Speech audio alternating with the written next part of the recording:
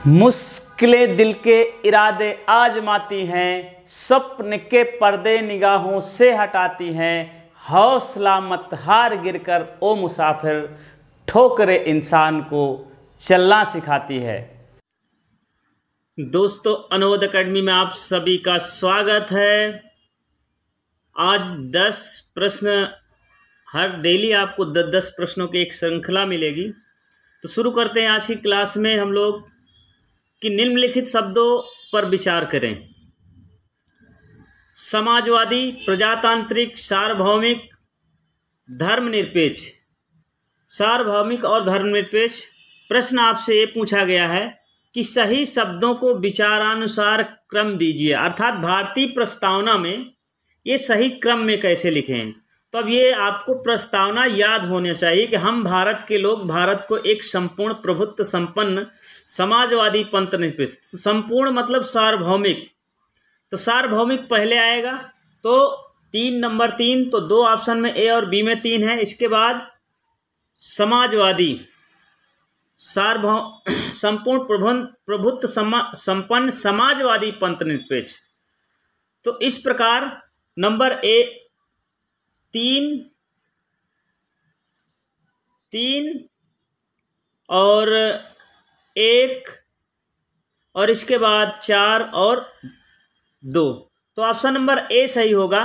प्रश्न संख्या 2 में आपसे ये पूछा गया है कि भारतीय संविधान की प्रस्तावना में धर्मनिरपेक्ष शब्द किस संशोधन द्वारा जोड़ा गया है। मैंने आपको वीडियो में समझाया भी था। तो जो 42वें संविधान संशोधन 1976 है, उसमें 42वें संविधान संशोधन 1976 में धर्मनिरपेक्ष शब्द को जोड़ा गया। ध्यान रखना, समाजवादी और धर्मनिरपेक्ष और अखंडता, ये 42वें संविधान संशोधन अधिनियम संविधान संशोधन 1976 में जोड़ा गया। चलते हैं नेक्स्ट क्वेश्चन पे। नेक्स्ट क्वेश्चन है, निम्नलिखित शब्दों में से कौन से शब्द 42वें संवैधानिक संशोधन द्वारा प्रस्तावना में जोड़े गए। ये अभी मैंने बता ही दिया है कि ये कौन कौन से शब्द थे। एक तो समाजवादी थे, पंथ निरपेक्ष थे और बस तीसरा अखंडता ही नहीं। तो 1 और 3 ये ऑप्शन सही होगा। आपका प्रश्न संख्या 2 सही उत्तर होगा। चलते हैं नेक्स्ट क्वेश्चन की ओर। प्रश्न संख्या 4 ये प्रश्न संख्या 4 में पूछा गया है कि भारत एक गणतंत्र है, इसका अर्थ क्या होगा। गणतंत्र का अर्थ क्या होगा। तो हमने प्रस्तावना के एक शब्द की जो व्याख्या की थी, तब आपको समझाया गया था कि गणतंत्र का मतलब होता है कि किसी भी प्रकार के वंशानुगत शासन नहीं होना, वो गणतंत्र कहलाता है। तो इसका जो सही उत्तर होगा ऑप्शन सी। प्रश्न संख्या 5 में चलते हैं। भारत के संविधान के आमुख का लक्ष्य उसके सभी नागरिकों के लिए सुनिश्चित करना है। क्या सुनिश्चित करना है। सामाजिक और आर्थिक न्याय, विचार तथा व्यक्ति की स्वतंत्रता, अवसर की समानता, प्रतिष्ठा, व्यक्ति की प्रतिष्ठा। तो ये सभी जो है सभी लक्ष्य हैं। तो इसमें उत्तर होगा वो सभी। प्रश्न संख्या 6 को समझने का प्रयास करते हैं। 6 में पूछा गया है कि भारत में लौकिक सार्वभौमिकता है क्योंकि संविधान की प्रस्तावना किस शब्द से आरंभ होती। बिल्कुल इजी से सवाल है। इसका जो सही उत्तर होगा, देखिए, प्रजातांत्रिक शब्दों से, जनतंत्र शब्दों से, जनता के लोकतंत्र शब्दों से, हम भारत के लोग। तो भारत की जो प्रस्तावना है, संविधान की प्रस्तावना हम भारत के लोग से शुरू होती है।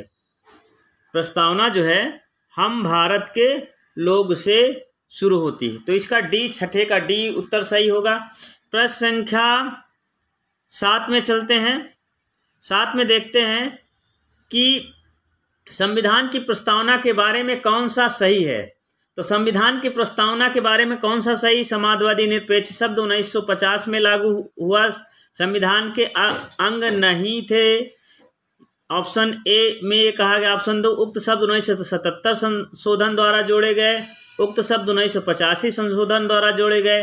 और उक्त शब्द संविधान की प्रस्तावना के अंग नहीं हैं। ध्यान ये रखना है कि समाजवादी पंथ निरपेक्ष शब्द 1985 के अंग नहीं थे।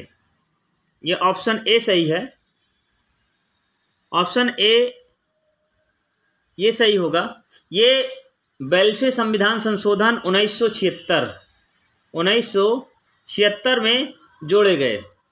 तो 7वें का उत्तर ए सही होगा। क्वेश्चन संख्या 8वें में चलते हैं। प्रश्न संख्या 8, भारत राज्य कल्याणकारी राज्य का उद्देश्य क्या है? कल्याणकारी राज्य का उद्देश्य क्या है? तो अधिकतम संख्या का अधिकतम कल्याण सुनिश्चित करना, कमजोर वर्गों के कल्याण पर प्रबंध करना, सभी नागरिकों को स्वास्थ्य सुविधाएं प्रदान करना, उपरोक्त में से कोई नहीं। तो उत्तर इसका जो सही उत्तर होगा दोस्तों वो होगा ऑप्शन ए, अधिकतम संख्या का अधिकतम कल्याण सुनिश्चित करना। चलिए प्रश्न संख्या 9 में चलते हैं।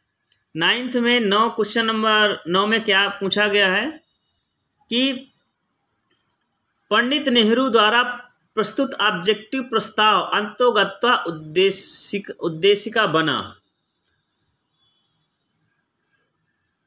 ऑप्शन 2, इसकी प्रकृति न्याय योग्य नहीं है। ये भी सही है। इसका संशोधन नहीं किया जा सकता, ये गलत है, किया जा सकता है।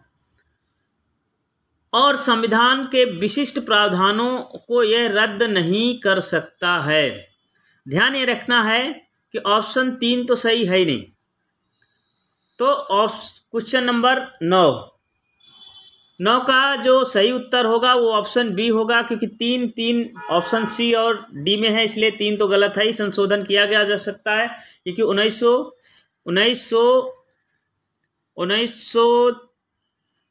1976 में 42वें संविधान संशोधन द्वारा इसमें प्रस्तावना में संशोधन किया गया है, इसलिए ये तो तीसरा ऑप्शन तो सही है ही नहीं। ऑप्शन जो सही है वो सही है ऑप्शन बी। प्रश्न संख्या 10 आज की क्लास का अंतिम प्रश्न है। प्रश्न संख्या 10 में पूछा गया है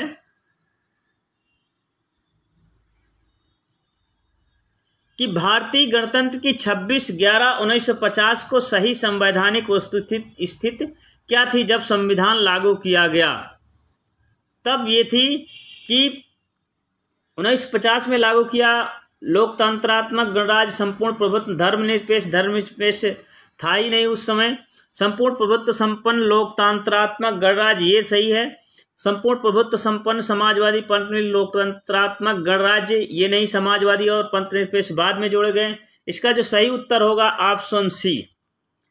दोस्तों इस प्रकार 1 से लेकर 10 तक आपने बहुत महत्वपूर्ण प्रश्नों के उत्तर प्राप्त किए और ये श्रृंखला लगातार चलती रहेगी। ये प्रश्नावली आपको state PSC, UPSC, CTET, UP TET और विशेष रूप से सुपर टेट के लिए बहुत ही उपयोगी रहने वाली है। तो आप रेगुलर रूप से प्रतिदिन आपको 10 क्वेश्चन मिलते रहेंगे। तो आप इस श्रृंखला से जुड़ें और लोगों को भी जोड़ें। अनोद एकेडमी के साथ जुड़े रहने के लिए आपको बहुत बहुत धन्यवाद। मिलते हैं नेक्स्ट क्लास में। जय हिंद, जय भारत।